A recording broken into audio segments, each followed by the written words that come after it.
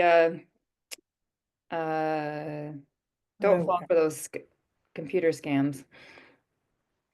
All right, I'll get started. What we're talking about today is moving toward a successful closing when contingencies are satisfied. It was a little wrong in the calendar for, it said after an accepted offer. I'm taking even a smaller time during the transaction. When the contingencies are satisfied, they're done. And you're just moving to closing. And sometimes that can be 2 weeks, sometimes that can be 4 weeks, whatever. But it is a period of time that, since there are no more contingencies, a lot of agents, as I refer to later, go phew, and, work on other business that they have that is more urgent. But I want to just pinpoint that this period of time is very important. So and I just want to state this, when working with a buyer client, your duties and responsibilities and servicing do not fade away when you are clear to close and all contingencies are satisfied. There are still many provisions to your binding contract that have to be called attention to. Since there are no more contingencies, the buyer's agent can go, phew. And it's a good time for you to just say, okay, this one's in the box and I can move on to other deals that I have. But to the buyer, it is still a time for anxiety and nerves, especially if it's the first buy. And even more experienced buyers. This is sort of a black hole in the transaction a little bit. So that is why it is time to continue to touch base with your client on a regular and predictable schedule. You may not have much to say, but I think it's very important to regularly check in with your buyer, even though everything looks good, and just make sure that they don't have any questions or what are they thinking, or how are they feeling, and that kind of thing. As we know, even when contingencies are met, buyers and sellers can be unpredictable at any time. Translation, that means they might be getting cold feet and looking for a way maybe to get out of the contract. Your responsibility is to think ahead and be prepared for any issue that may arise. Keep in communication with your client and the other agent is critical. So I would even set a schedule, make sure like Monday afternoons at 1 o'clock, you are going to call your client and the client knows that they can rely on that schedule.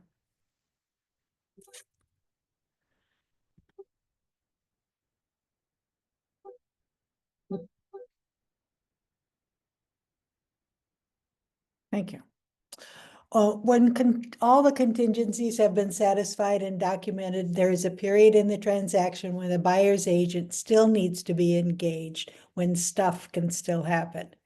So these are, I'm going to be listing through the provisions, basically on line 453 to the end of the contract. I'm using the lines that are in the residential offer to purchase. So of course, the lines will be different in the condo or vacant land or whatever, but these instructions still apply to whatever kind of offer you are engaged in. So on line 453, property dimension and surveys. Buyer should verify dimensions. Ask that of your buyer. Have you verified the dimensions that are on the property and the room sizes and things like that to your satisfaction? We had a buyer that got very mad because he found after he moved in that the property was measured incorrectly. And that was a very serious thing to him. But it is, and it's stated very clearly, I think even in bold in the contract, that he is the one responsible to make sure before he closes that those property dimensions look good. They don't need to get a whole survey, but they can, if they're working on vacant land, they can get something from their builder for dimensions if they're working just in a residential home. They can get out their tape measure and make sure, but it is up to the buyer to verify dimensions.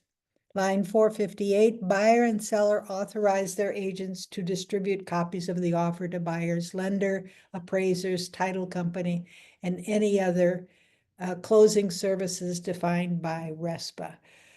Do not hold back any copies of the offer or amendments from these RESPA services. It's very important. And so there's a part of the transact in the offer to purchase that reiterates this. Line 465 is titled maintenance. Seller to maintain the property and all personal property in the same condition as the date of the offer on line 1. We have complaints about this, especially sellers that don't mow their lawns or maintain, the newspaper delivery, or well, we don't have newspaper delivery anymore, but make sure that the property is maintained. And say if the garbage disposal breaks down, the seller should take care of little things like that. Maintain it to the way it looked when the buyer wrote the offer. More provisions, and I have on the left side the lines and the title of these provisions. Property damage. This happens pretty often, and it is a result of a lot of the calls that Steph and I get. Something happens to the property after the inspection. Well, they actually say from the time of acceptance, that if there's any damage in an amount of not more than 5%, that's the 5% of the purchase price, seller shall promptly notify buyer in writing, will be obligated to restore the property to materially the same condition as the date of the offer, no later than closing with the lien waivers and required permits. If more than 5% of the purchase price, buyer may terminate the offer at his option. I have a quick story about that. I had a sale, and it was an in-house sale, so the listing agent was a colleague of mine, and I had this buyer. We were all set to close, and a big storm came, and a huge tree fell on the garage and part of the back of the house. We got estimates, and it was more than 5% of the purchase price. So my buyers had the option, excuse me, I was the listing agent. So the buyers had the option to terminate at that point, and they got some estimates and all kinds of things. We kept extending the closing until everybody had all the information they wanted, and then the buyers decided that they would keep the house, and they worked out a deal between the seller and the buyer to repair and everything. But the seller has to repair if it's less than 5%. But if it's more than 5%, the seller doesn't have to repair, and they can negotiate with the buyer to come to an agreeable situation, or the buyer can just serve a notice of termination. The next provision is buyer's pre-closing walkthrough. Steph and I get a lot of questions about this. First of all, the buyer's agent and the buyers must make an appointment and get permission to enter the house for this walkthrough. Even though they may have been through the house a couple of times, they know the lockbox, everything, the buyer and the buyer's agent cannot just go over there and check it out. There have been complaints and even fines issued when people violate this. So that's a little bit of a warning. But within 3 days prior to closing, at a time pre-approved by seller or seller's agent, buyers shall have the right to walk through the property to determine there have been no significant changes in the property, except those that are agreed to by both parties, and that any defects the seller has agreed to cure have been repaired in a manner agreed to. Sometimes the buyers like to bring their inspector back.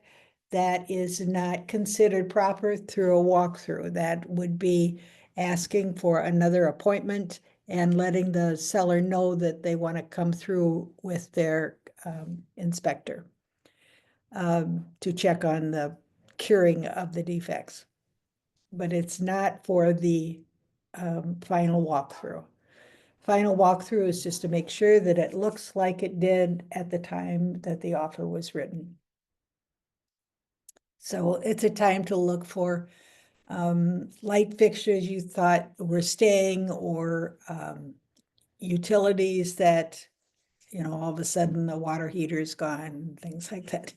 You got to make sure that everything had been agreed to and that the buyer sees when they go through the walkthrough.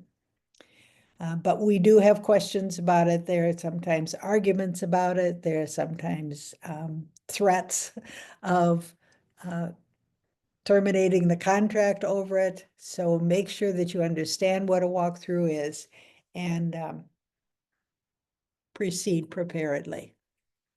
Another one is occupancy. Occupancy of the entire, now this is the state of Wisconsin. So if you have buyers from out of state, they may know differently, but you have to make sure that they understand. Occupancy of entire property shall be given to the buyer at the time of closing, provided in this contract on lines 548 to 570, or in an addendum O attached to this contract. So there is a provision in the offer to purchase, but a more clarified occupancy agreement is pulling in the addendum O. Unless modified in the offer to purchase, property shall be in broom swept condition and free of all debris, refuse, and personal property per any agreements. There is there is a clause in our clause library that you must put in your offer. So it says, unless modified in the offer to purchase, it reads that the property shall in broom swept condition.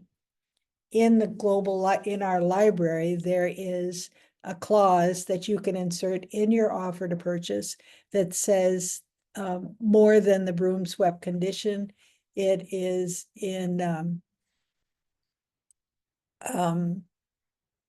conditions that have been addressed, defects have been cured. All of these things are more specific than the phrase broom swept condition. So make sure that if you are going to go into a property and writing an offer on a property that probably will have some defects, it's older and may have some conditions, make sure you put this phrase in. I'm gonna see if I can find it. Yeah, Tell you guys exactly what it is. good. Exact wording. But keep going, so it Okay. might take me a minute. The next section, and it's a pretty big section in these last pages of the offer to purchase that are just readable. There are no boxes or anything, and unfortunately, sometimes buyers and buyers' agents don't pay much attention. So today is a reminder to pay attention to these last pages. It's pages 9, 10, and 11. A little bit of page 8. But this section on default, it's on lines 487 to 506. Remember, that's in reference to the residential offer to purchase. So the lines are going to be different in other offers, like condo and stuff. But under default, it has seller and buyer each have the legal duty to use good faith and due diligence in completing the terms and conditions of this offer. Now, this is there for your buyer to read and understand. A material failure to perform any obligation under this offer is a default that may subject the defaulting party to liability for damages or other legal remedies. Read carefully the lines of 490 through 496 to learn what happens when a buyer defaults and when a seller defaults. This is very important to pause and really carefully explain to your buyer, actually before they find a house, before they write an offer, have them understand, first of all, that as a buyer's agent, you are not their lawyer. as compliance broker, we are not lawyers either.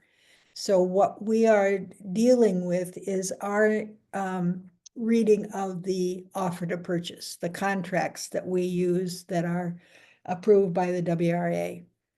Other than the wording that is in the contracts, going beyond that is considered legal advice, and we cannot dip into that. So your role during default, I mean, that's if all of a sudden the seller is not performing and things are looking rocky in the contract, or your buyer is, say, getting cold feet, wanting out. Maybe, obviously, at this point, they don't have any contingencies left.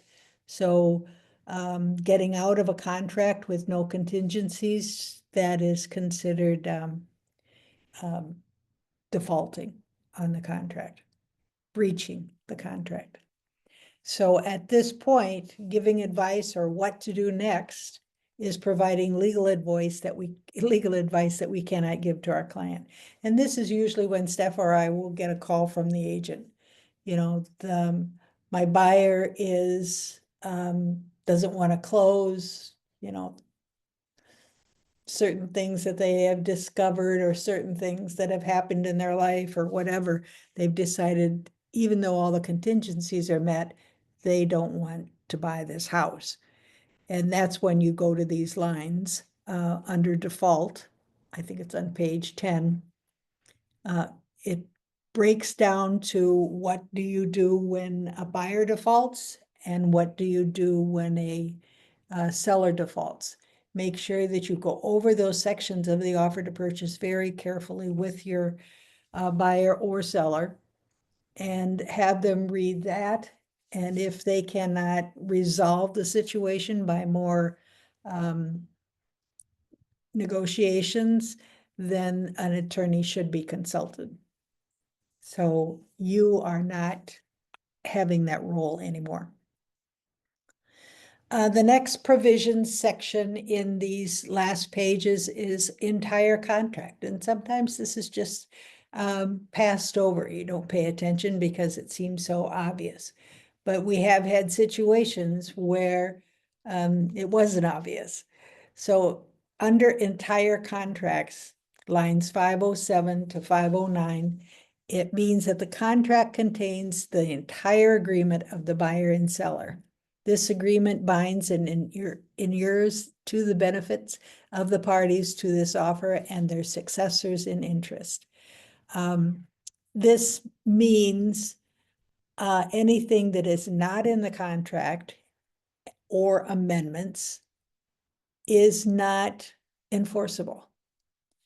What is enforceable is the entire contract and all of the documents that go with the contract that are attached to the contract. So consider that discussing that with the agent gives more import, I think, to the idea that this is something you don't default on. This is something you don't breach. It is bound into a total agreement between buyer and seller.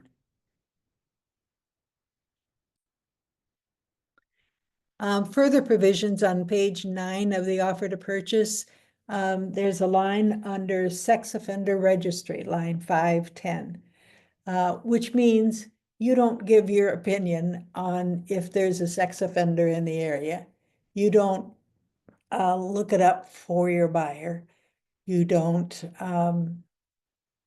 give assumptions or anything like that to your buyer.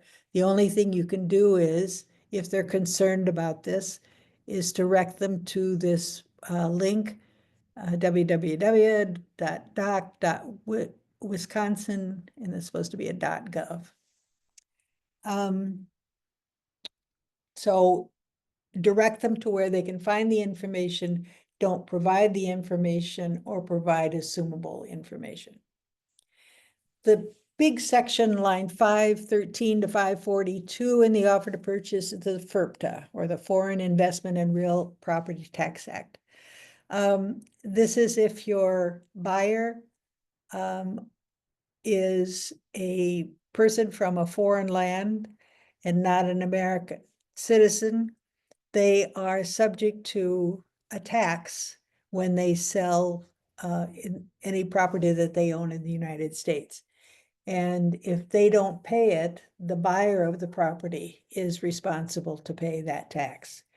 So what we make sure that we do is research this before we close to make sure the seller or the buyer has paid their taxes and is aware of it. So your buyer doesn't have to come in and pay that tax.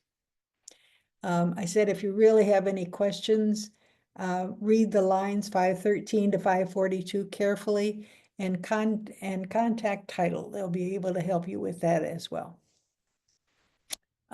Seller payment of compensation to the buyer's firm. Now, this is a section that was added after August of last year with the new lawsuit, NRA lawsuit. And this is a place where if the buyer's agent has no idea whether they are going to be compensated or not, there's not a compensation agreement or anything given to the buyer's agent or from the listing agent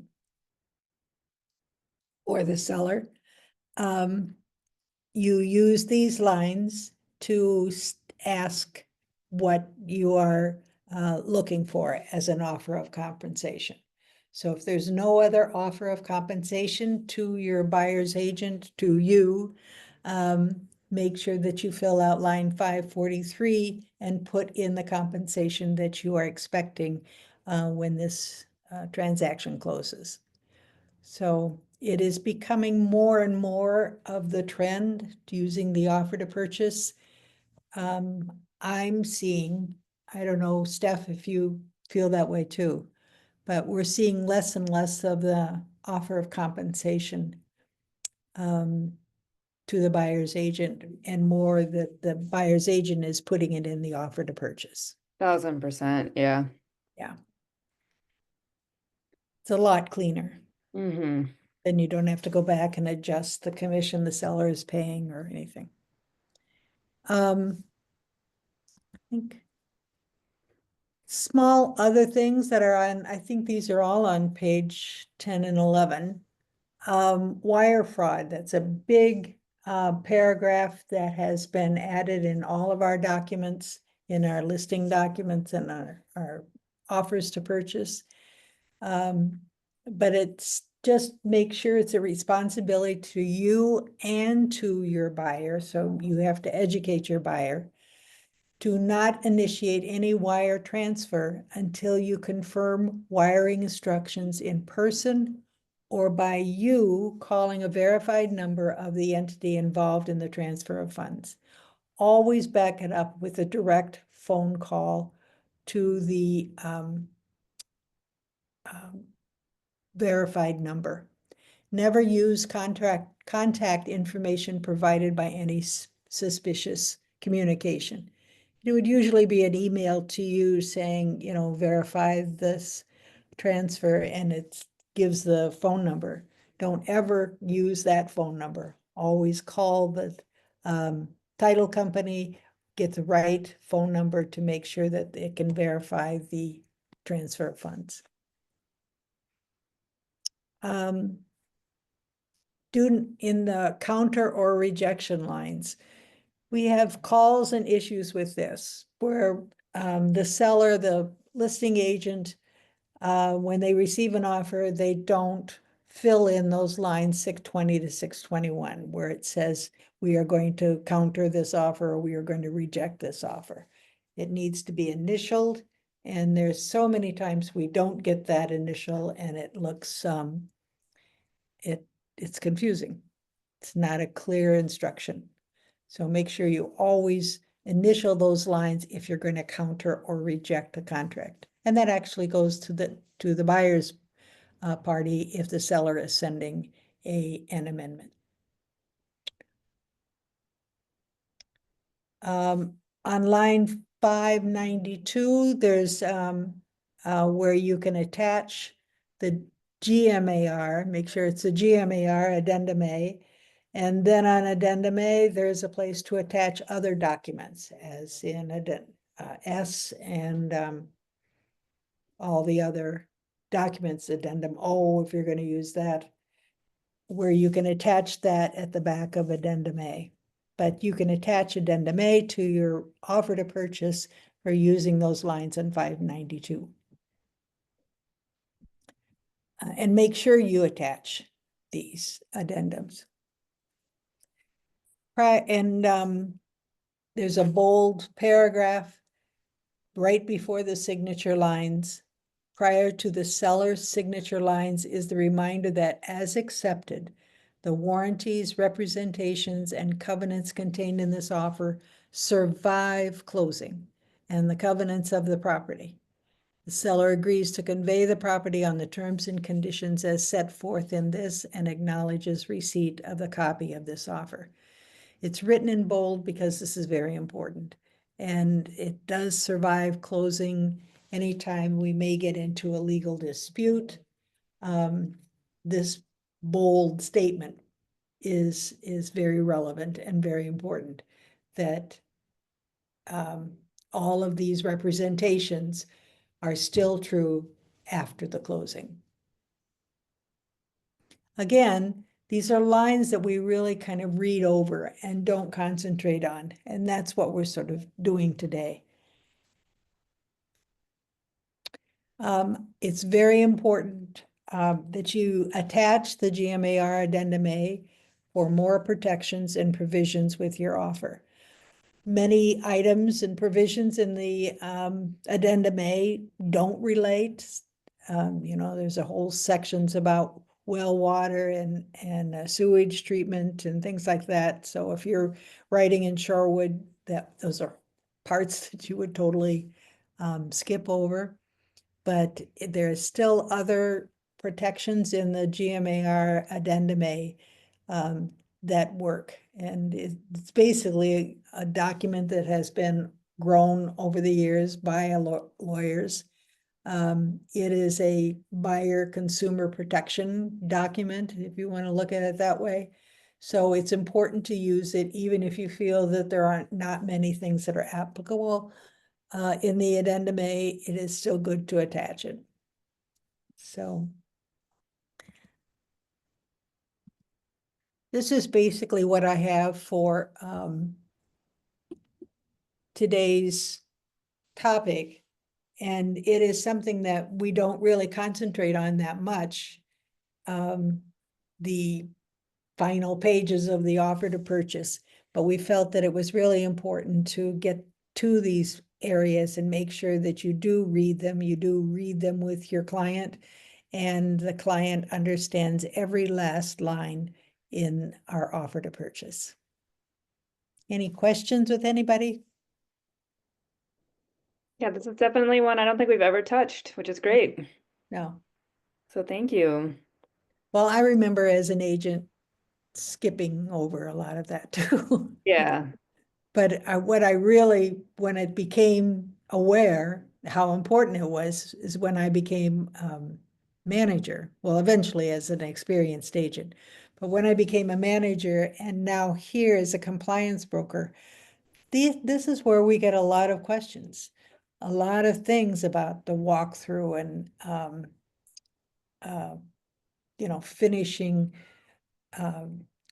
agreements that were made in the contract, but now people are forgetting that they were made in the contract. Right. So when we get a lot of questions regarding that, that's where we thought maybe we should spend a little time on this.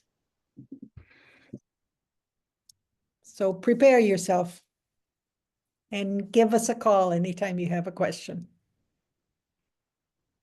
We'll see you guys next week. Yep. What is next week? It is Andrew Keel. Yes, and we're doing the appraisal. Right. So Andrew is the compliance broker from Prestige. Prestige. And he is going to talk about the ways to work with an appraiser. All right. So anything else, just give us a call. Appreciate it. Thanks, guys. Thank you.